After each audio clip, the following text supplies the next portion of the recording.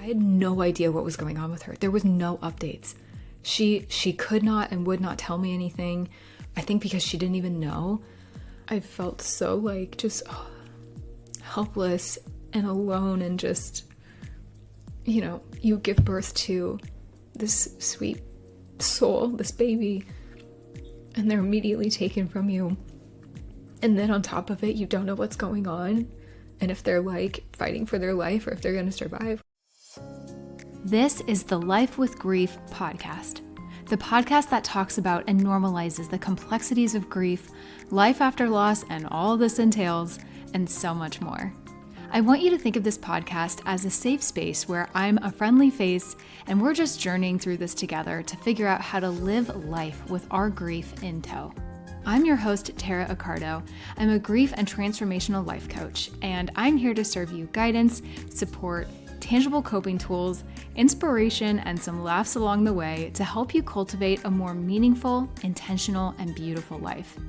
But grieving or not, we're getting into countless topics here on the podcast, from coping with loss to self-development and so much more. I'm so grateful you're here.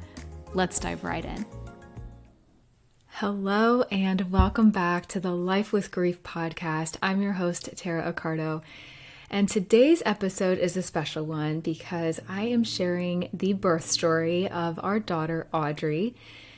I have to be honest, I was really going back and forth on sharing this. There was definitely a time in this journey in these last 2-3 months where I did not want to relive this. I wasn't super comfortable sharing parts of it. And there are some parts, and also just for the sake of time today, honestly, that I will not go into a crazy amount of detail about, but I think it's just an important story to share, not only because I just want to be very open and vulnerable with you guys and my grief journey and life with grief, right? But this birth was such an important lesson in intuition for me and listening to my intuition, which I've always felt like I was a fairly intuitive person, but honestly, since the deaths of my parents and as I've continued to grow in my grief and become more introspective and am better about self-reflection and really like listening to my gut, I just felt like this was such a beautiful example of that. And it's a scary one too, because had I not listened to my intuition as I did, the outcome of our daughter's life would have been very different. And by that, I mean, she would not have made it. She would not be here right now. So I'm going to get into that and I'm going to explain what I mean by that. Before we dive into this story though, obviously just some kind of trigger warnings here. Of course, I will be talking about pregnancy in general. That probably goes without saying if I'm talking about a birth story.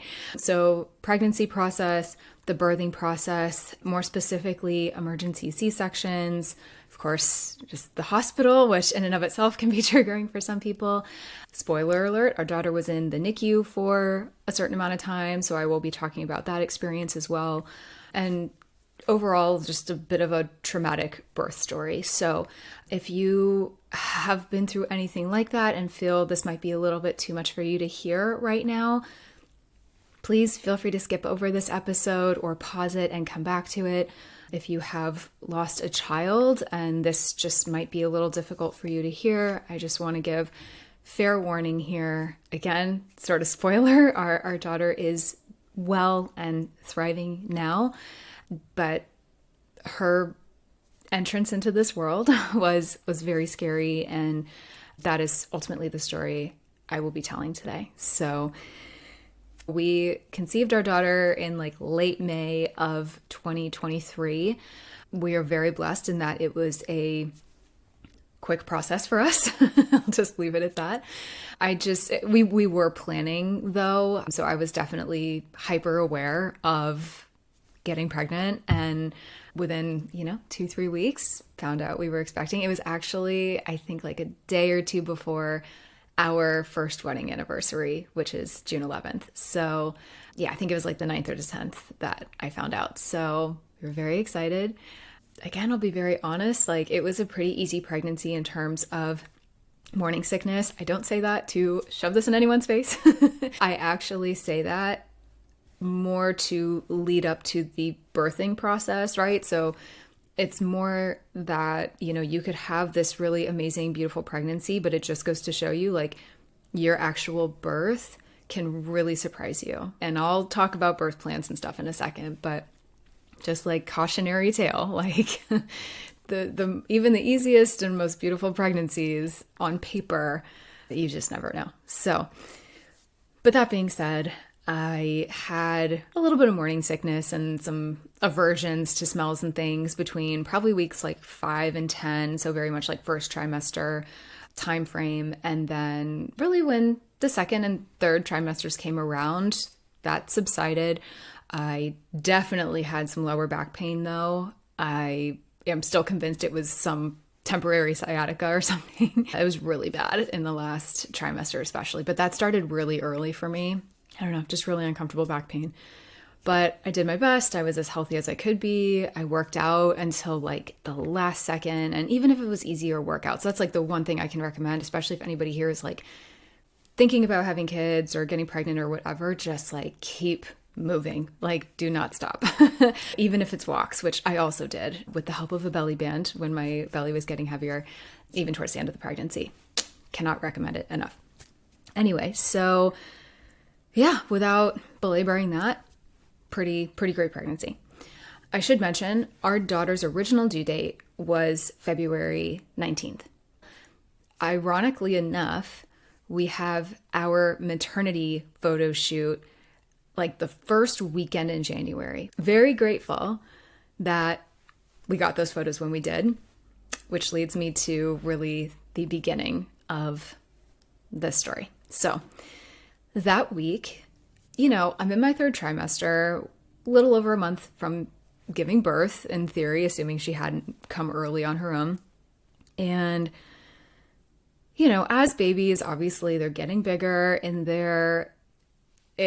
it's not uncommon, of course, for them to move a little bit less, or, you know, they're losing space, right? Or it becomes more of like a rolling, maybe not quite so much kicking, things like that. So I was like mentally prepared for that and kind of told myself if that happens or starts happening, not to totally freak out. It's really weird because going into like getting pregnant and this pregnancy journey, I had this sort of like, I'm going to say irrational because I'm actually truly not sure where this came from, but I just had this fear that like I was either going to have a hard time getting pregnant or like it was going to take a while, or that there was just something that was gonna be off about this pregnancy, or like I was just scared of losing it, to be honest with you. I don't know why. Could have been intuition, honestly, but yeah, there was just something that left me on edge, and I tried really hard throughout the whole pregnancy not to stress about that. And honestly, the more time went on, the more kicks and everything that I felt, the more confident I felt that she was okay. So, you know, with time, I got more comfortable with that. And she honestly, bless her heart, was pretty consistent with her movements and when she would move. She moved a lot at night, like right after dinner, which often babies in the womb, you know, will move after you eat because they're getting a little food in there too. So yeah, she just kind of had her times of day where she was more active. So she was still fairly consistent. So if nothing else, even if I was feeling, you know, less kicking or movement or whatever as she got bigger, I at least sort of relied on that. So that week in January, so this is kind of like January week 2-ish now, I started feeling less movement as far as like when this started happening. I remember feeling a little bit less that week, but so that like Wednesday, especially Thursday, Friday, I remember like really noticing she was overall moving less after I ate. And there was this one night, and it was, so that Friday, so this is January 12th. I do remember kind of feeling her moving a little bit less that day, but I wasn't like super concerned yet. I was more just like, I was sort of in this mode of like, okay, I'm keeping an eye on this. I'm not freaking out yet, but I'm keeping an eye on it. And that night we went over to my in-laws. We had some dinner.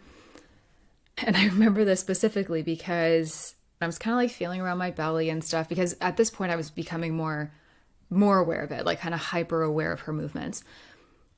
And I was not feeling her even like rolling. I got like one kick that entire night. And I was like, this is really weird. And I actually said it out loud. My mother-in-law even remembers me saying this, like, this is kind of weird. She's not like moving very much, like not as much as she normally does.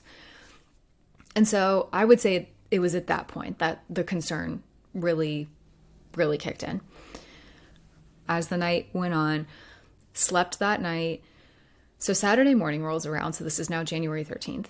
And I was up around like 5:30, 6-ish, I think is kind of when I looked at the clock. And I remember like, you know, at this point, a lot of hospitals will want you to be doing like kick counts and things like that because the baby stops moving less. They want you to still like be diligent and be on top of it, of these like movements. And I'll be honest with you, I never did the whole like filling out the little card thing they gave me. I felt very in touch with her, and I just knew when she moved, and I knew the times during the day when she was a little less active. So I didn't worry about it too much, but I remember laying in bed and I was like on my left side, because that's the side they tell you to be on, you know, to get the most blood flow, and was not really feeling movement. So now I'm like getting panicky a little, still trying to keep it calm and cool. But I got up and I was like, okay, well, let me try and eat something. I was like just trying to do all the right things that they tell you to do when you're kind of feeling your baby move a little bit less. So I ate a little something, still continued to lay on my side, and I was just not feeling anything. So at that point I was like, okay, something is wrong. And in the day or two leading up to that, when I was kind of expressing this to my husband, and this is not like a knock on him or anything, but this is just like, women out there, this is me planting the seed. Listen to your intuition, because you could have everyone around you be like, oh, don't worry about it. I'm sure everything's fine. Like, don't worry. It's all good. And that's what he was saying to me. He's like, oh, I wouldn't worry, sweetie. Like, she's probably fine. She's just getting bigger, less active, you know, all the typical stuff.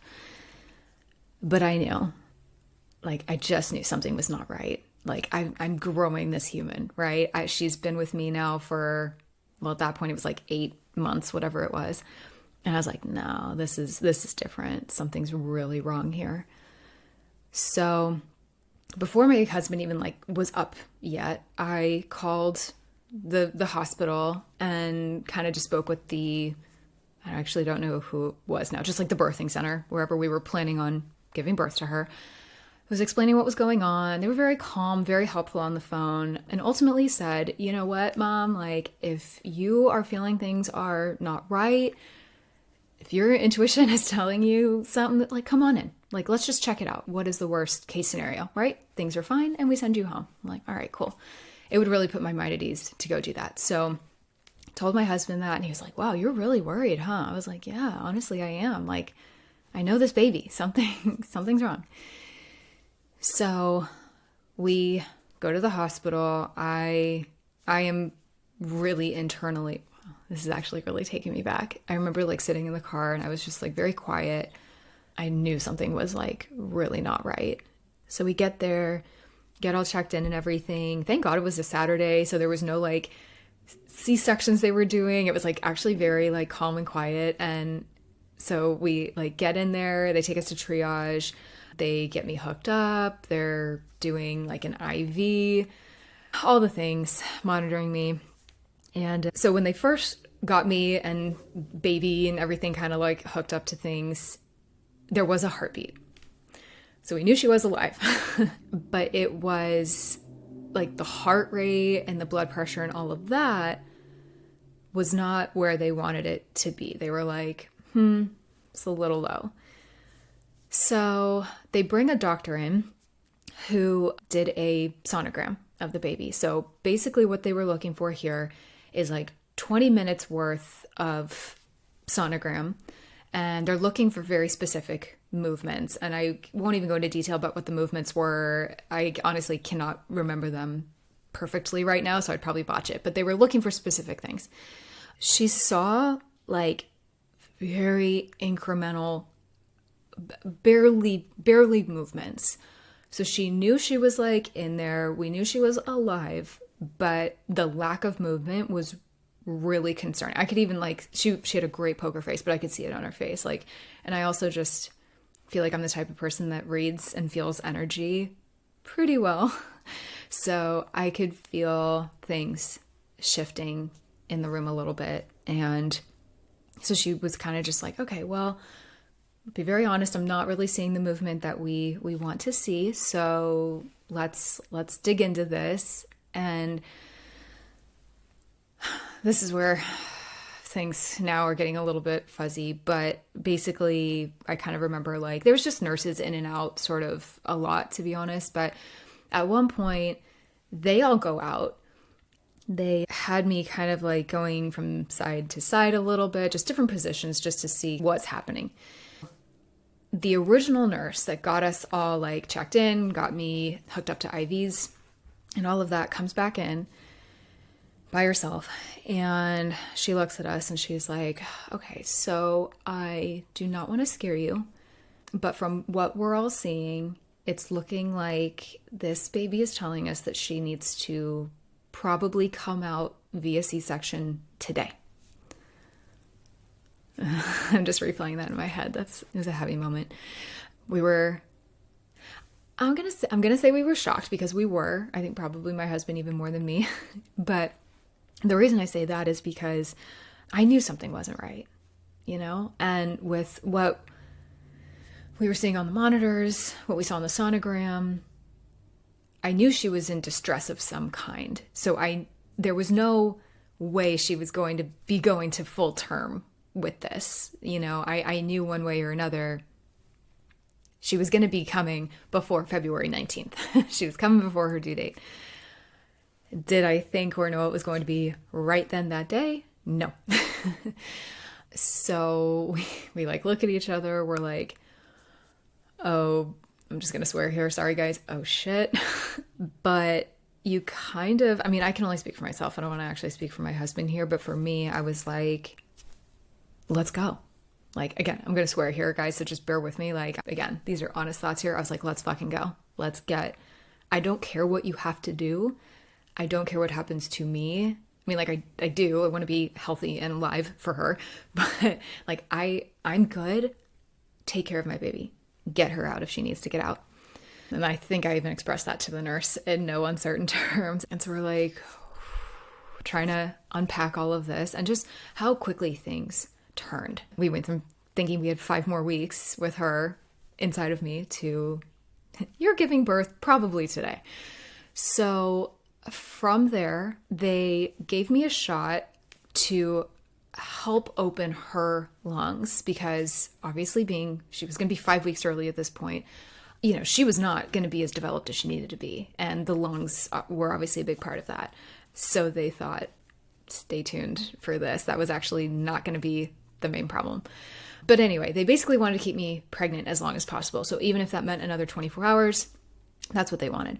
And so they explained that this shot, they gave me kind of one part of it now, and the plan was to give me the other half or the other part of it in 24 hours. So that would have put us around like 12:30 noon on Sunday, January 14th. They're like, okay, you're going to be staying here. You're not getting discharged. You're not going anywhere. This baby has to come out here pretty soon. So at that point, we tell some family. Obviously, my parents were not there to tell. I'm going to talk a little bit more about that in a minute, but my husband calls his parents, my in-laws. I tell my family. Crazy enough, I swear to God, my friends had some intuition about some stuff too. One of my friends just happened to text me that morning like, hey, mama, how are you feeling? How are you doing? And then one of my other friends, funny enough, she was like on her like Find My app on her iPhone, but she was like, hey, like, I see you're at the hospital. Are you guys okay? Crazy stuff. Like, again, just the universe acting in weird ways. And I don't actually think I responded to them in that moment, to be honest. I can't remember when I got back to everybody, but I was not in the place to like text people. The only people I FaceTimed was like my dad's side of the family. And I think I actually let my mom's side know too, like my grandma, just select few very close family members, just to have some support, you know, even if I wasn't ready to talk about it, just so some people knew what was going on. So we're in this room. The shot is supposed to be doing its thing. They still have me hooked up to more monitors because they even said, they're like, we're going to still keep an eye on baby because, you know, from some of the signs and things she was telling us as far as like decreasing heart rate and blood pressure and all of that, like we're keeping an eye on both of you. So they go out of the room again. I think it was not even like a half an hour from when they got us into this new room to when I had turned on my right side and it was still just my husband and I, and we look at the monitors and I think it was her heart rate or blood pressure, whatever it was, dropped significantly, like almost like not alive significantly. And we were like, oh, this is not good. I was like, this is making me nervous. So I go on the other side. I kind of turned to my left to try and like get that back up, which it did go back up, but very soon after that, nurse comes in and she's like, okay, we're doing this C-section right now. We are not waiting until tomorrow. She needs to come out. So things happened very, very quickly from there. I'm not going to say I was like immediately rushed into the operating room, but like it was quick. So within minutes, you know, nurses are doing whatever they're doing to prep. I don't even know. Anesthesiologist comes in. He's walking me through everything. The blessing of having a team that is quick, that is responsive, but also like very calm is it's such a gift. It's such a blessing because I felt like there was just this perfect balance of them like being quick, doing what we needed to do to get this baby out safely, but they were just calm enough to not make us freak out more than we were already going to be freaking out. So very lucky in that regard. Anesthesiologist, I always botch that word, did a great job of explaining everything. And before I knew it, I was walking into the OR. Originally went in by myself. They were like, okay, Dad, we'll come back and get you. Obviously they just need to get me all figured out. And I'm already going into a lot of detail on the story, so I'll speed this next part up, I promise. But basically I get in there, have me sitting, and it's crazy. I've never had like a procedure. I've never had surgery, so I kind of didn't know what to expect. Like for those mothers out there maybe who are listening that have had a C-section, like, you know, it is a legit operating room. I don't know if I knew what to expect, but I was like, whoa, this is like no joke. Very sterile. There's a lot of people in there. Like, I think at one point I was kind of trying to distract myself, but there was like maybe 8 to 10 people in there. But, you know, again, this anesthesiologist, he was just walking me through every step, doing an amazing job with that, to just like be like, okay, this is what is going to happen. Really helped calm my nerves. So I get up on the table, fast forward, they give me the shot in my back, and you know, you have to be all hunched over for that and all the things. And honestly, that for me, I was like, I don't care. Like, I was at the point, this may be like more of my type A side coming out. I was like, let's just move this along. Like, let's get this freaking baby out. Like, I'm a little panicky for her, not so much for me right now. Anyway, so they get me all settled, get the tarp up, all the things. They bring my husband in. He sits up there with me. He did not look over that curtain at all. Not that I blame him. I think that would have been a little much for him. And honestly, in retrospect, I think that was a really good decision because of this next part of the story. So the other thing about our daughter is, and we knew this, we knew she was like transverse, I guess. She was not in the birthing position whatsoever. She was breeched and transverse. So her head was like up near my right boob. Basically, she was nowhere near where she was supposed to be. So I remember I couldn't like feel it, but I know that they were like massaging my belly, trying to get her to like go down. It was wild. It was like the weirdest sensation, but they are just working on that and make the incision. And however many minutes later it was, I don't know, they took her out and she was here. And I also remember, I think it was the anesthesiologist saying, if she is okay and if all is good enough, we will bring her up to you, kind of put her on your chest. We'll let you say hi to her really quick, right? If she needs a little more work, or if she needs a little more, I don't even know what they said, but basically if she needed some more like care, urgent care, we're going to just take her right over to the little like incubator and get her all situated. So when she came out, we didn't hear her cry right away. It was actually like, again, I don't know how long, at least maybe a minute or two until we heard a cry. And it was the sweetest, most helpless little cry. But they didn't bring her up to me. They took her right to the incubator. And that's how incubator. I don't know if that's the right word, by the way, whatever they took her to. This little table to work on her.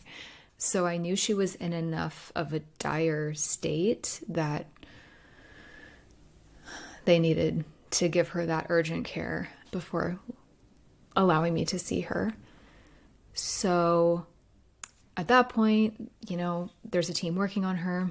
They are stitching me up. They're working on me. And again, if you've had a C-section, you know, it's like the actual process of them taking them out and like that birth is like quicker than it is to like sew you back up. Like that takes a hot minute.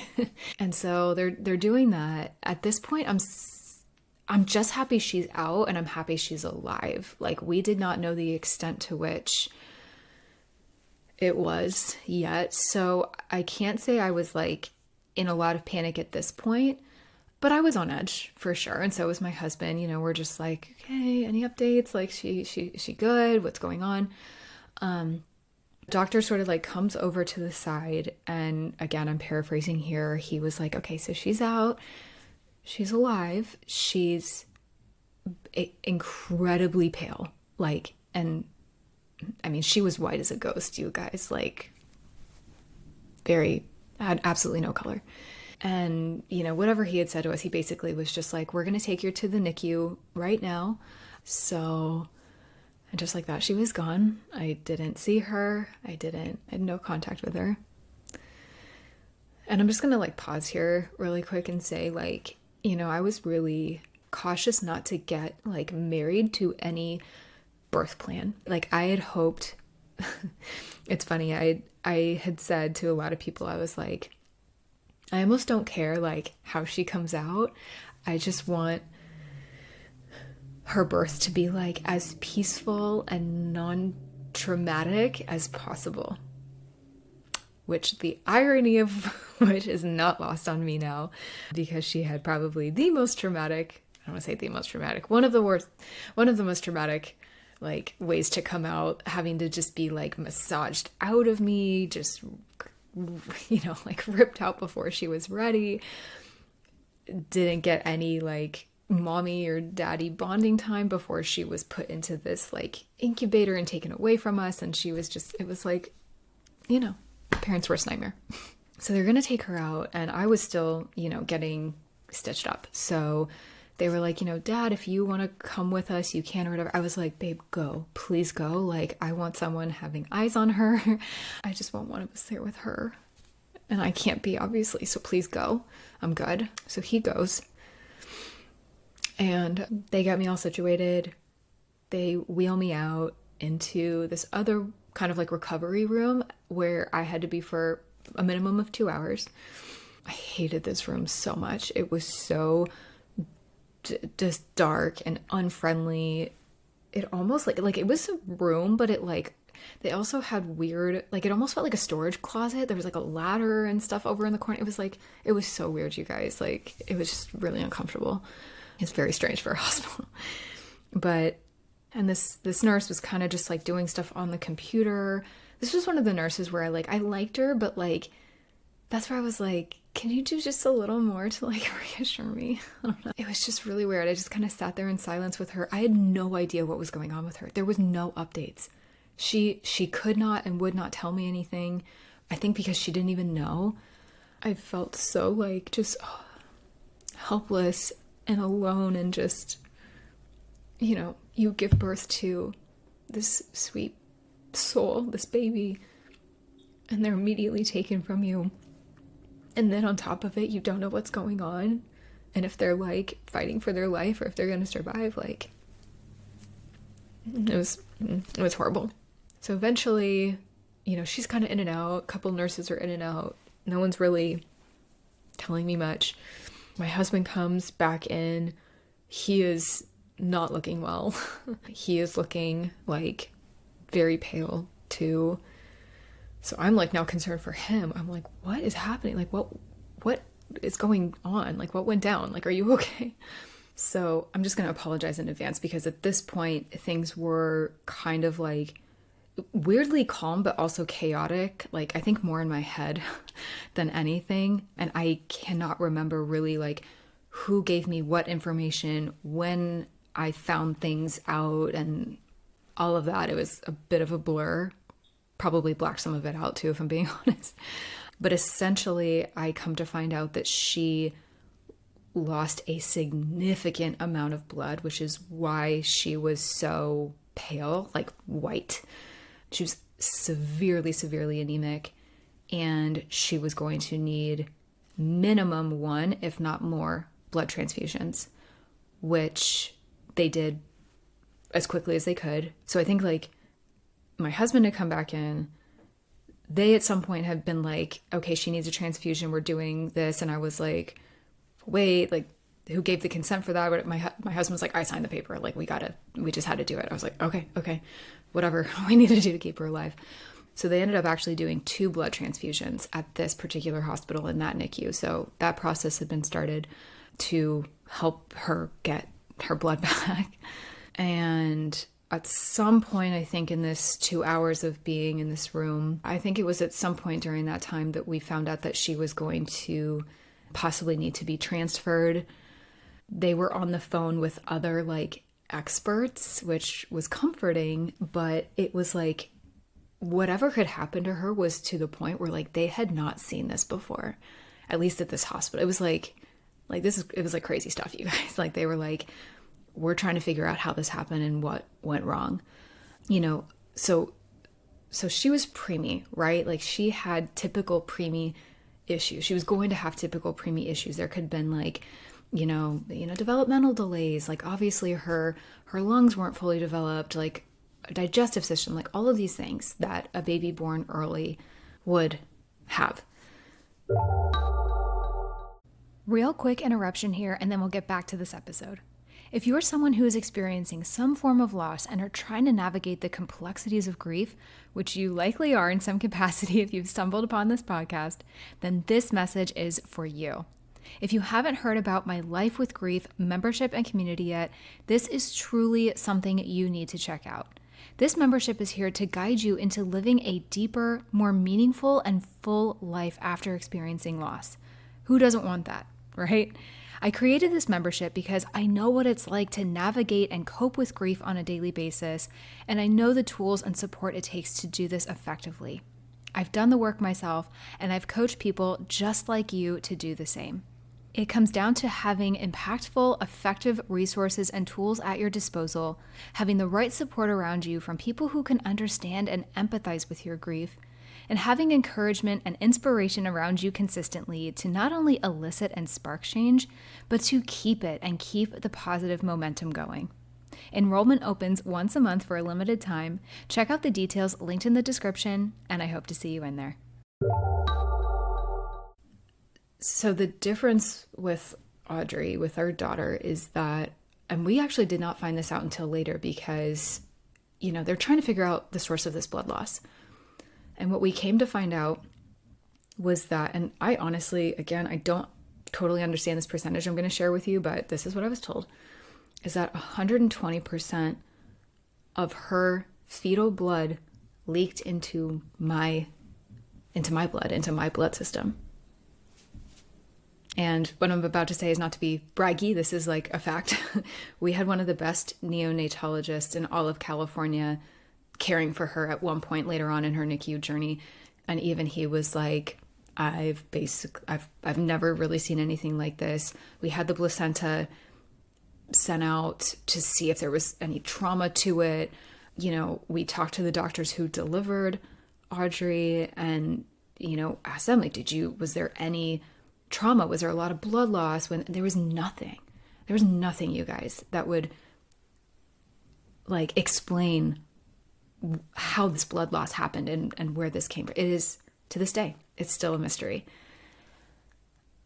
And it's like, you know, that's unsettling, especially because my husband, like, well, if we ever have another kid, is this going to happen again? Like, we don't know. You know, we've spoken to doctors. We spoke to her pediatrician and stuff. And a lot of them are just like, there's no reason to think that this is going to happen again. This truthfully just seemed to be like kind of a freak accident. To be honest, this is just like a really fluky thing, which is like, what? Like we don't have any answers. We're not going to get any answers. Are you kidding? But they don't know. They still don't know what happened. All they could really eventually determine after all of this is like, you know, they don't know how the blood loss started to happen. They don't know when the leak from the placenta and all of that started. They don't know how, and they don't know what caused it. And they even said it's interesting because there was, you know, if you're saying there was no trauma to you, like what would cause blood loss like this is maybe like you were in a car accident or like you got hit somehow, like really obviously to kick that off. But if you didn't, like we think this was probably a leak that had happened. But again, at what point, we don't know. They just think it was probably happening slowly, which is probably why I was still feeling her kicking and stuff. But then like it kind of gradually stopped. It wasn't more like, okay, I had this traumatic event happen. And then like immediately after that, I felt her not moving. It didn't go down like that. So go figure. I've come to some form of terms with that. But at first that was like, what? Like, you've got to be kidding. So yeah, so that evening she had 2 blood transfusions, but at some point during the afternoon, evening, we were told that she, again, we're in Northern California, so we, at this particular hospital, was about 45 minutes to an hour away from Oakland, California, where it is the UCSF Benioff Children's Hospital. It's one of the best in the country, thank God. But they were like, you know, we are actually going to be transferring her there because we cannot give her the level of care that she needs here. She needs another transfusion. So this is transfusion number 3. And she needs plasma and other blood matter in this particular transfusion. And we can't do that here. So she's going to have to go there. And I was like, oh my God. How could this continue to get worse? And I can't remember, honestly, if I was told that before or after seeing her. I think before seeing her for the first time. So basically they had me in this room, like I said, for a couple hours. They finally allowed me to see her. And obviously I'm in like a very delicate state at this point, having just had a C-section an hour or two before. But they were like, if we can get you in a wheelchair, like they were also monitoring for pain too. They were like, how are you doing with your pain? And not to toot my own horn, but I think I have a pretty high pain tolerance. So I was like, get me to see my freaking baby. So managed to get me in a wheelchair and wheeled me into the NICU. I was able to see her. My husband had actually had some photos and videos that he actually couldn't even take them. He even told me when he came back in that room, he was like, I couldn't even really get near her. Like the doctors took these photos and videos and gave them to me. I was like, oh my God. So he showed me. So I knew what she looked like. I knew what I was going to be looking at going in there, but nothing can actually prepare you for seeing that in person, right? So I look at her, I immediately start crying. It was like probably top 3 worst moments of my life. And yeah, I just sat there staring at her as, you know, as close as we could get. But like, she was just this helpless little being. all just had so many wires and tubes and the breathing apparatuses and just everything she needed to help her sustain life. So we were there for a while, and then they were eventually getting ready to, they were like, okay, let's get you back to a room. We're doing these transfusions, and then we're going to get her ready to go, to be transferred.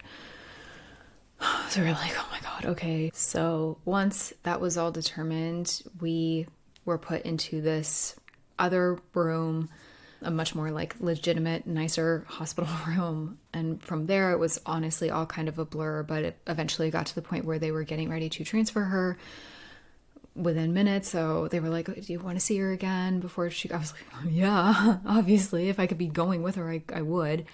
And unfortunately, my husband, they couldn't have anybody. Obviously, I wasn't going anywhere, just had a C-section, but my husband couldn't even go with them because there was no room in the ambulance.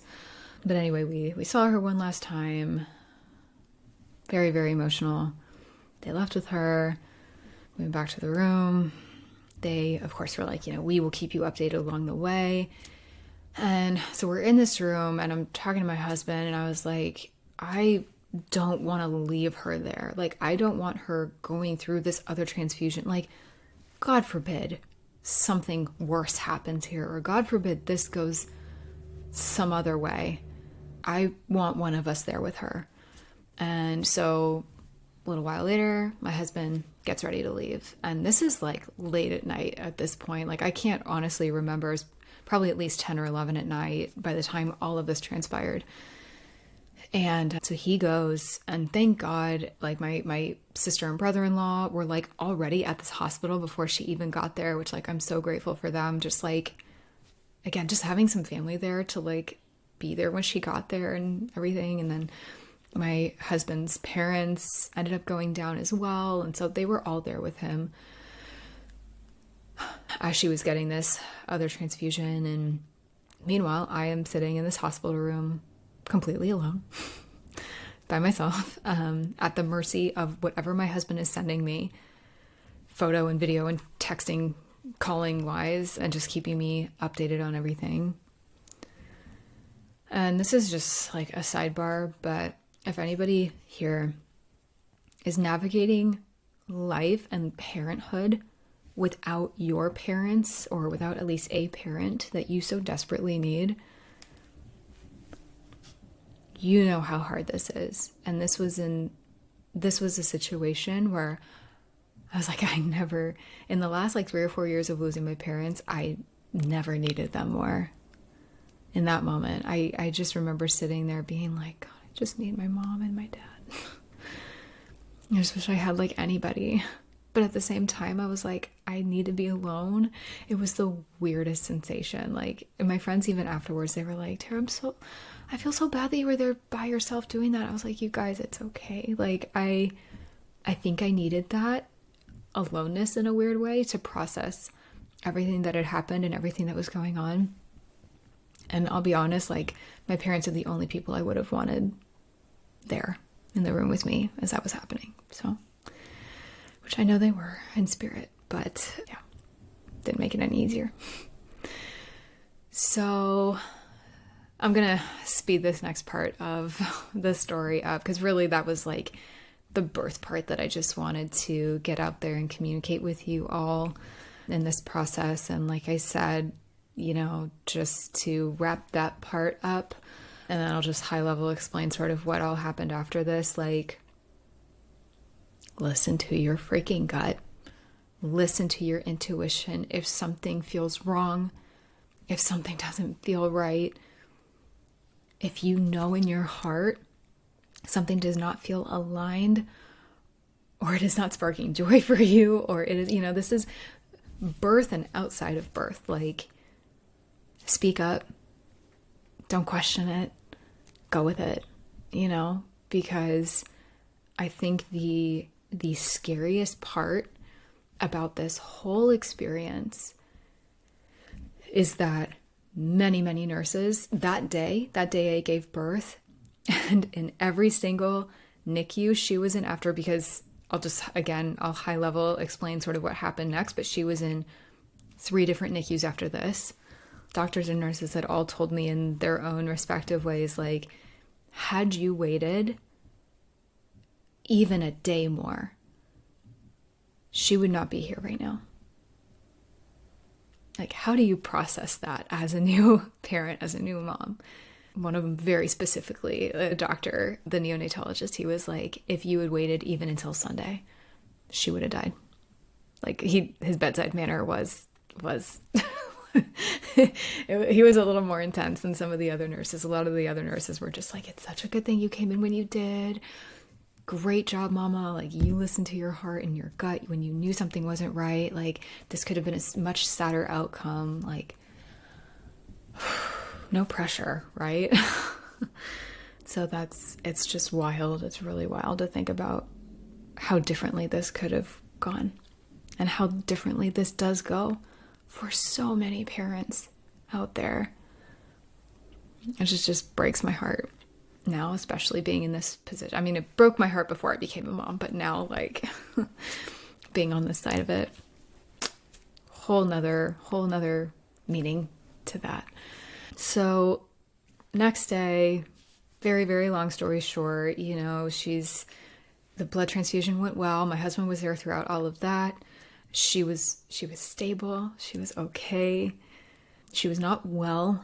They used the word sick a lot, which I really didn't like. They were like, you know, she's a very sick baby.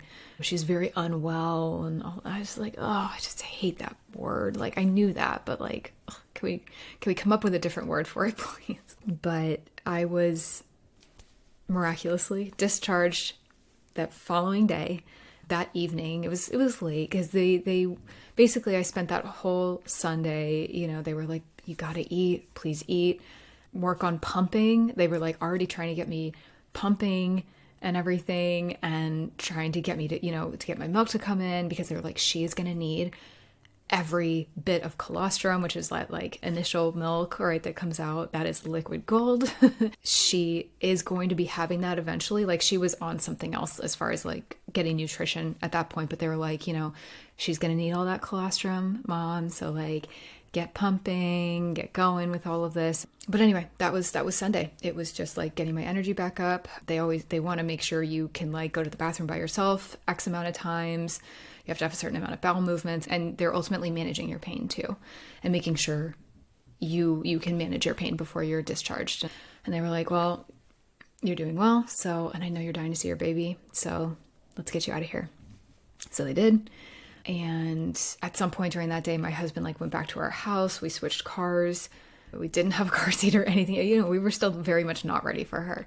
If you are watching this on the video version, like, I am in her nursery now, but like, this was not at all prepared. We thought we had time. So yeah. And then he got back, I got discharged, and we headed down to Oakland. And that night so basically throughout her time at Benioff, we stayed at an Airbnb for like the first maybe 3-4 days or so. On the last night, they arranged housing for us, which was interesting. Without going into a lot of detail on that. But thankfully, she was there. I don't even know how many days she was there, to be very honest with you. I think like 5 or 6 days. And she made, I'm so grateful to say this, she made a miraculous turnaround. Every day she got better. Every day she was getting better color, heart rate, blood pressure, just all the things that they were watching just continued to improve. I 100,000 million% feel that my mom and dad and guardians and angels and all of the beautiful things and people were looking out for her and for us during that time. I really do feel that. I definitely feel like I felt my parents' presence throughout a lot of that, especially in the NICU. Had, again, a just amazing medical team. Like, that hospital is unreal. I feel very fortunate that she got a place there when she so desperately needed it. And so she was there for a while, like several days, like I mentioned. And then they were like, okay, well, she's much better. She's getting to the point where she doesn't need our level of care anymore. So we feel comfortable transferring her to another NICU, which was in the same like chain of hospitals of where she was born, but it was a different location because their NICU was like a step above the one where we gave birth at. So they were like, we don't feel quite comfortable sending her back there, but we'll send her to this other hospital, which for us was an hour there and back from where we lived. So we were like, okay, we'll figure this one out. So she was transferred there. She was there for quite a few days. It had to have been over a week. I totally blanked on all the details of this now, to be honest with you, but she was there for quite a few days. And each and every day, we didn't end up getting an Airbnb for that place. So we just really wanted to be home at that point. But, you know, we weren't necessarily like allowed to just like sleep there and stay there. There was no place for us to do that. But she was also stabilizing and getting stronger to a place where we were like, okay, I think we can go home each night and be more comfortable, because frankly, we were so uncomfortable those first 5 or 6 days. Like it was rough. And then, you know, again, anybody who's ever recovered from a C-section, like you need and want to be comfortable. I was waking up constantly to pump. I had shakes and shivers and stuff. Like my body temperature was all messed up. Like, and you know, it was interesting. I have to say there was like some weird blessing in disguise with this whole situation, and that, you know, for a lot of women, for most women that might have a C-section, a lot of the time, you know, they do tell you to like make sure and like kind of be up, and, you know, don't necessarily, at least this is what I was told, you know, don't feel the need to be like totally bedridden. It's good that you're moving, but I almost feel like I was moving almost more than I should have, or like more than I normally would have, like, or more than I normally like had to, because we were going to see her every day. And that took a lot of energy, and that took a lot out of me. But I had to, you know, walk somewhat a lot and get in and out of the car and things. And we, you know, kept me in a wheelchair going up and down and everything in the NICU as much as we could. But like, you know, it was a lot of movement for someone who just had major abdominal surgery. So that whole, I won't even get into all of that, but that whole situation was like a recovery in and of itself. But I have to say, I almost feel like this whole situation helped me recover from that.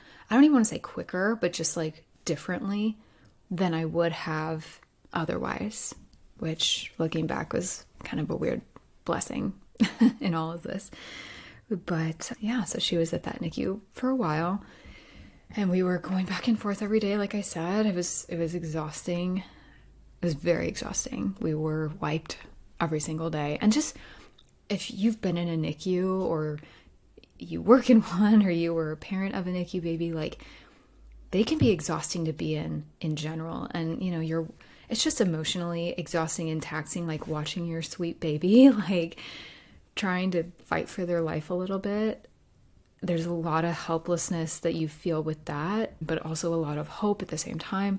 And then there's all these other sweet little babies around that are also in a tough state right now and are also not really well. And there was one time at that second NICU that there was an emergency C-section that had to happen. And then they were like prepping. There was just a lot of chaos kind of going on to bring this baby in. It was very much like probably how it was with Audrey when she was born. And we could sense the baby was going to be coming in, and it was coming. And I was holding Audrey at this point.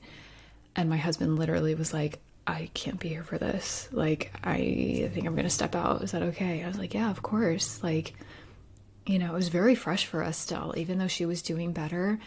And I was so grateful for that. Like, it's very traumatizing, to be very honest with you. So he had to step out for like a while because he didn't want to see that. I don't blame him.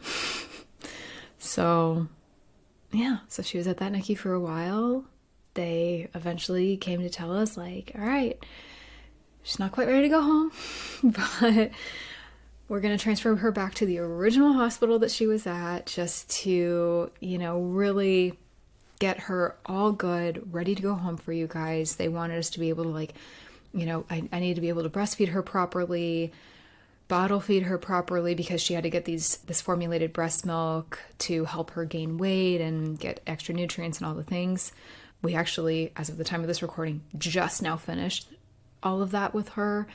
There's a lot of follow-ups, at least in the hospital system we were in, at least in California. Like, there's a lot of follow-ups with NICU babies and her specifically because of the blood loss and a lot of the blood things that happened with her. Like, she had to have MRIs. They found a couple spots in her brain that were, I'm not going to say concerning, but like they wanted to keep an eye on because she, that was the most concerning part about her whole journey, is that, and this is kind of what differentiated her from other NICU babies, her, at least in her little journey with it. Each one is unique and important in their own way, but she, because she had such blood loss, like that meant a lack of oxygen to everything, to vital organs. And so they had to continue monitoring and will continue monitoring that she's going to be okay, and that, that doesn't have long-term effects. And it's scary because,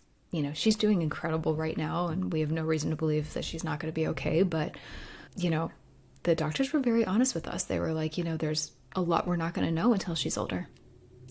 So we're like, cool, great. So happy to hear that. Like, great, more unknowns. But at first that was really worrying. But, day by day with all of this. So she spent 18 days in all of these NICUs combined. Longest 18 days of our life. It was such a learning experience. I cannot even tell you. We learned a lot about babies and bringing life into this world. We learned a lot about ourselves. We learned a lot about each other. I mean, this is like a very serious test of a marriage, of a relationship, and how we each manage stress and sadness and grief. Because although, and I talk about this all the time, grief is not necessarily the loss of a loved one, right? Like, there was a lot of things we had to grieve throughout this process that we're still kind of grieving. Like, me specifically, like having a quote unquote normal birth experience. I thought I would give birth vaginally. I was like kind of up in the air with the epidural. I was like, yeah, we'll see what happens. This could not have been anywhere further away from what I envisioned. So there's that, that feeling of being a mom and having your baby placed on your chest right after they're born. Didn't get that. That was very much robbed. I had the polar opposite of that. And just so many little things along the way that we just had, we had to cope with. The first 2-3 weeks of her life did not look at all like we thought it would. And we felt very robbed of a peaceful, beautiful homecoming. We got that eventually. I want to acknowledge that. And we felt so whole and fulfilled when we got to bring her home, but it was not in the quote usual way. Our journey looked very different, just as it does for so many NICU parents out there. So, without going on and on, there's just a lot of things that we had to just resign ourselves to along the way. And like I said, grieve and acknowledge and deal with. And so it really was, I talk about grief as like a day-to-day, moment-by-moment thing, but this experience really refreshed that for me and made me really realize like how much I truly mean that when I say that with a lot of this and this anticipatory grief, and if we're really living on edge, if maybe we have a loved one or something that is not well and we are seeing them decline or we're seeing them in peril right in front of us, like coping with that and living with that and witnessing that is such a process. It's such a journey. It's such a difficult thing to have to do. And I've used the word helpless a few times today, and I'm going to use it again right here. Sometimes you just feel extremely helpless. But all you can do, whether it's a baby in the NICU or whoever this is just love on them, be there for them. There was one point where a nurse, she was like, so much of this is in little Audrey's hands. Like, we are doing everything we can. All you as parents can do is hug her and hold her and kiss her and love on her and be here in the NICU as much as you can. It truly does make a difference. But you know what? A lot of this, it's going to be up to her, and it's going to be up to her body and how this all goes, which was horrifying because we're like, she is just so weak and so fragile, especially in those like early days. And we just did not know how this was going to go. It was very touch and go for a little while. But like I said, we are so grateful, and we're so grateful that every day it just seemed like she was getting better. I'm not going to say it was leaps and bounds, but like there were some moments and some days where I was like, God, this is a freaking miracle. It's a miracle it was caught when it was, and I'm proud of myself for that as the mom, as just like a human being with an intuition and with feelings. I'm like, thank God I listened. And I'm so proud of our little girl for being as strong as she is, and just all the powers that be that made her homecoming and her little life now and her health journey and her getting better possible. I'm just very, very grateful, because I know there are many people out there that are not as fortunate. So, if I ever talk about gratitude in grief and gratitude in life and this process and things, I'll be very honest. I did not feel grateful that this happened to her. I was like, I remember, and especially these first few days when we were so scared. We were scared about what was happening to her in the moment, how this would affect her long term. There were so many unknowns and things that were like, we have no idea. But despite that, we just tried to be as positive as we could. We always tried to go into the NICU with smiles on our faces and to truly like embody happiness for her. We did our best to just check any nervousness or fear or whatever of what was going to happen at the door. I just remember like so many times we're sitting in the car and be like, you know what? We're going to go in there. And it's not to like not feel our feels. We did. I mean, there were times in the NICU we cried. You know what I mean? Like, we held space for that and for each other. But what became more important was being strong and being present and being full of light and love and strength for her, and like emitting that to her and into her, if that makes sense. So that's what we did. Every single day, every single moment, as much as we could. And there were moments of weakness. Absolutely. And we didn't try to hold that back. We didn't try to control that. We just, felt our feels whenever we could, whenever we needed to. But, when you just look at that little soul, this little baby, and you just want to just send them all of this strength and healing and energy that you can as much as possible, like that's what became the priority. So I just share this story, and there's a lot I could have gone into, and I know we're over an hour here into this episode, and this is longer than I kind of even anticipated. But like I said, I wanted to speak freely here. There's a lot about this that I could have gone into more depth into about this whole process. I'm sure I'm even forgetting some things that I wanted to touch on, but I think this is a pretty good summary for today. But if I could just send any message to anyone going through something difficult right now, journeying through grief, trying to figure out life with grief, it's just to, like I said, live as much in that moment as you can.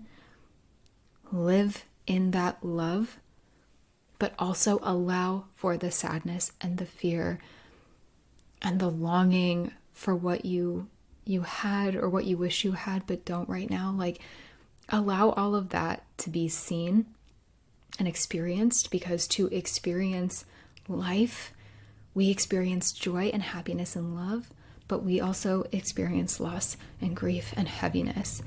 And the thing is, those two things can coexist and they can go hand in hand. Just finding gratitude in the things that are here, that are showing up, that are working, that is so important for just keeping our sanity and keeping our head on straight. And it is not to negate anything that you have lost or anything that you are or have gone through. It's just honoring space for both. And I think that is such an important message for anyone out there trying to live life with grief. The purpose and name of this podcast, right? That's the gist of this whole thing. And we are on this journey together. I am here with you. We all go through difficult life events. This is not one I anticipated for myself. I thought I'd be done for a while after my parents and my dog died. I was wrong, but I have lived through it. I can tell the story now.